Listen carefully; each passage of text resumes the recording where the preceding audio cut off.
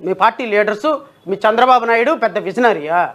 మీ చంద్రబాబు నాయుడు ఈ రాష్ట్రంలో రైతుల ఆత్మహత్యలు చేసుకోవడానికి అత్యంత దుర్మార్గకరంగా మారినటువంటి నీచ నికృష్టుడు మీ చంద్రబాబు నాయుడు. మీ వైఎస్ఆర్ కాంగ్రెస్ పార్టీ అధ్యక్షుడు అని చెప్తున్నాడు కదా, స్పష్టంగా కనీసం ఇచ్చినటువంటి హామీ స్థిరీకరణ నిధి ఏర్పాటు చేయడానికి లేక ఈరోజు రైతులని నట్టేట ముంచుతున్నటువంటి నీచ నికృష్ట పనికిమాలిన ముఖ్యమంత్రి అవడం ఉన్నాడు అంటే అది జగన్మోహన్ రెడ్డి. దేనికోసం చెప్పండి? మీ ముఖ్యమంత్రులుగా మీ పార్టీ అధ్యక్షులను పొగడాలి. నేను వరుసనే వస్తా, రైతుల దగ్గర నుంచి వస్తా. విద్యార్థులు చదువుకున్నటువంటి విద్యార్థులు, రాష్ట్రంలో ఎంత ఎంప్లాయ్మెంట్ జనరేట్ జరిగింది, ఎన్ని ఉపాధి అవకాశాలు కల్పించారు, మీరే కదా పరిపాలించింది. నేను ఛాలెంజ్ చేస్తున్నా, ప్రైవేట్ రంగంలో కానీ లేకపోతే ప్రైవేట్ ఆర్ పబ్లిక్ పార్టిసిపేషన్లో పీపీపీ రంగాల్లో కానీ ఈ రాష్ట్రం యొక్క ప్రగతి ఎంతో మీకు అర్థమవుతుందా?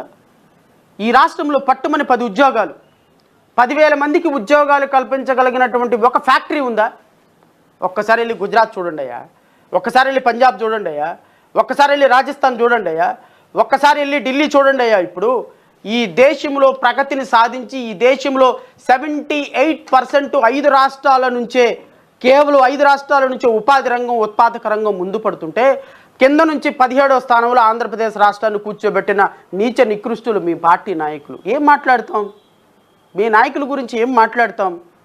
నేను ఛాలెంజ్ చేస్తున్నా, తెలుగుదేశం పార్టీ హయాంలో 2014 నుంచి కానీ లేకపోతే మీ నాయకుడు ఎప్పుడో 14 ఏళ్ళు ముఖ్యమంత్రిగా చేశాడని ఎరగ తీసుకుంటారు కదా, ఏం చేశాడయా ఉపాధి రంగానికి చెప్పండి?